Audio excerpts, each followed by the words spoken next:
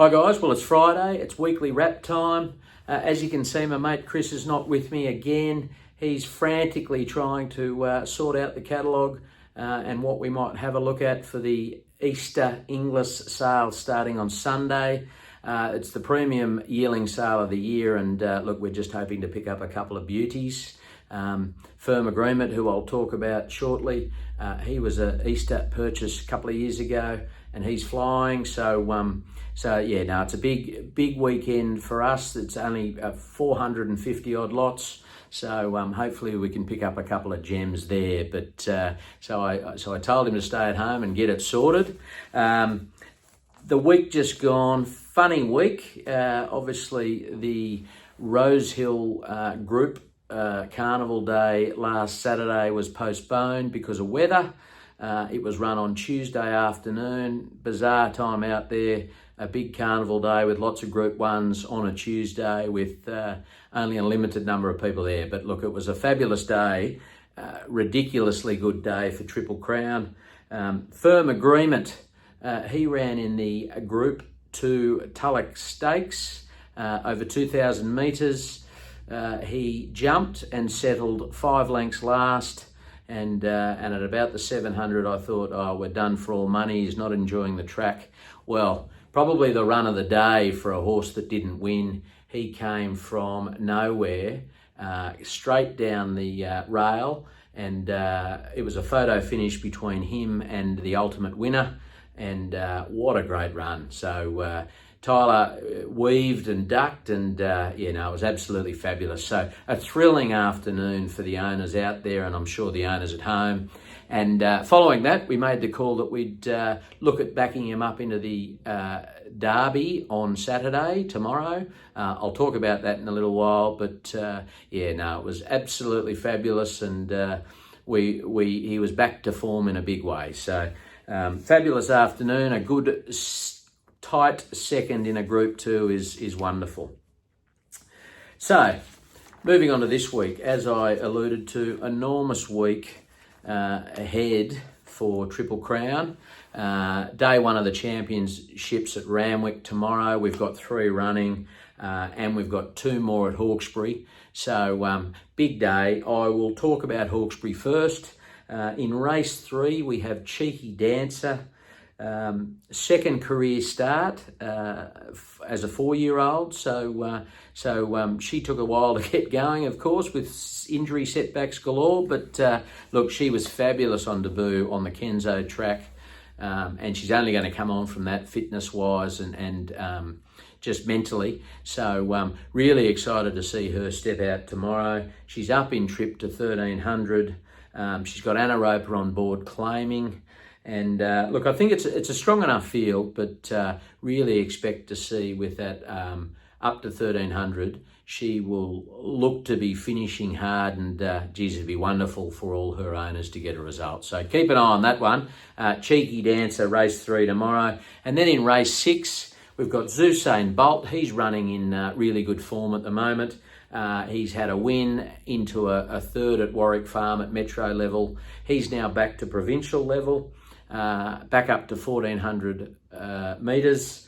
Anna Roper on board as well, claiming. Unfortunately, he's drawn rather poorly, but if he can jump and get into a good spot on speed, he'll be hard to beat as well. So they're the 2 at Hawkesbury. Really excited about that. And then we move on to a massive day. Day 1 of the championships at Randwick. And what a huge day for Triple Crown. Starting very early in the day, race 1, the 2-year-old Kindergarten Stakes. And we are fortunate enough to have 2 in that race. 2 capitalists, a Gelding and a Colt.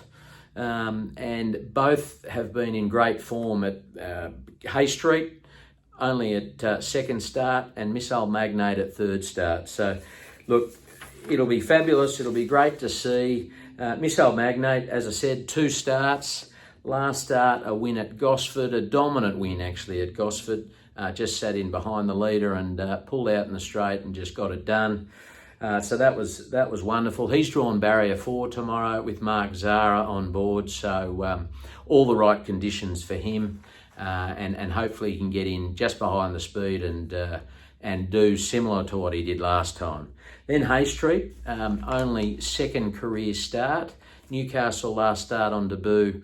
Did everything wrong, to be honest. He was very green, ran up the back of people coming from the back, but geez, his turn of foot was good, and in a very strong field. He was unlucky not to get the result, but just pipped. So look, both going to come on from those experiences. Hay Street starts a little wider in barrier 7. Adam Hieronymus on board. He'll probably be a little further back than Missile Magnate, and hopefully coming home with a wet sail. So look, a Quinella would be a dream come true for everyone, I'm sure, and just look forward to seeing them step out in Group 3 company tomorrow. So amazing to think, both with Annabelle, both capitalists. It'll be beautiful, and we've got about 60 or 70 in the mounting yard between the two horses. So look out for the red. Then the big one, we have, as I mentioned before, Firm Agreement. He's on a 4-day backup. We decided to accept after the race and just see how he came through. We had the barrier draw on Tuesday night at Rosehill. He drew barrier 6, which is almost perfect for him. The last couple of days he's eaten up. He's just done everything right. He looks fabulous. So we're going to give it a red hot crack. So he's jumping out of barrier 6, as I said. Tyler Schiller on board again. He did a wonderful job in the Tulloch a couple of days ago. And look, it would be an absolute dream come true, and I don't think it's out of reason. So keep an eye on him. That's in race 9, the ATC Australian Derby. And really, really excited again for all of his owners. So good luck, and look forward to seeing all of you on track tomorrow. The fun continues, and another big event. Monday, would you believe, I'm calling Monday at Kembla Grange for a trial, a big event, but we have Secret Charmer finally stepping out for his first barrier trial of his career. He's a 3-year-old who was showing a lot of promise very early in his 2-year-old year before the official trials and races. And unfortunately, he had a very bad injury. We thought at the time career ending, but look, because Peter Snowden saw a lot in him, the owners were patient and gave him his time. And look, he's now training out of Bong Bong, which is the right place for him, and he's off to the trials on Monday. So really pleased for all the very patient owners of Secret Charmer. They've been happy with how he's working at Bong Bong, and it'll be great just to get him out on the track and see. It'll be a quiet trial, of course, but it'll just be exciting to see him step out and hopefully onwards and upwards from here. Wednesday, Hawkesbury. Cadol is nominated. He was due to run the Wednesday just gone, but with poor barrier and poor track conditions, we decided to hold fire and wait a week. So he's nominated for the benchmark 78 at Hawkesbury next Wednesday.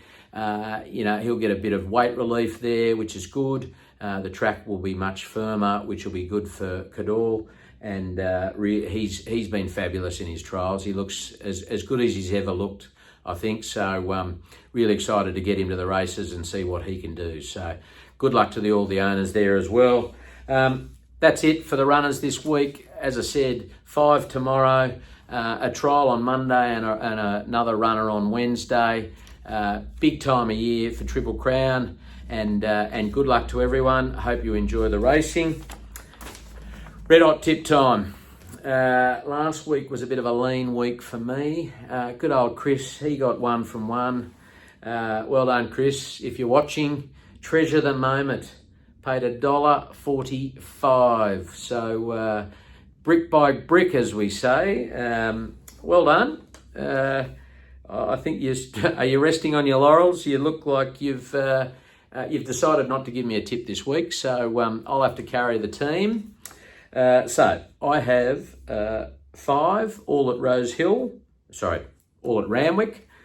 Starting with race 3, the Chairman's Quality for Stayers.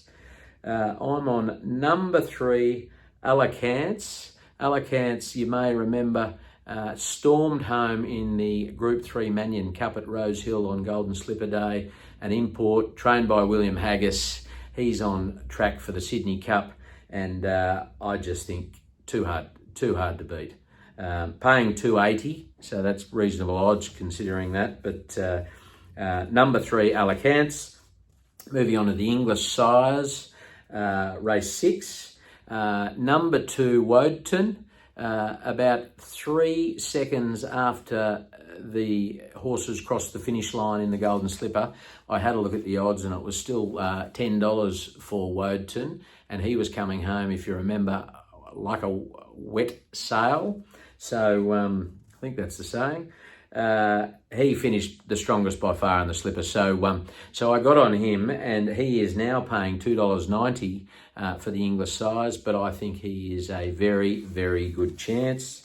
Race 7, the TJ Smith. I've gone something a bit wider. Number 6, Sunshine in Paris. Annabelle Neesham, Rob Archibald trained. Paying $9.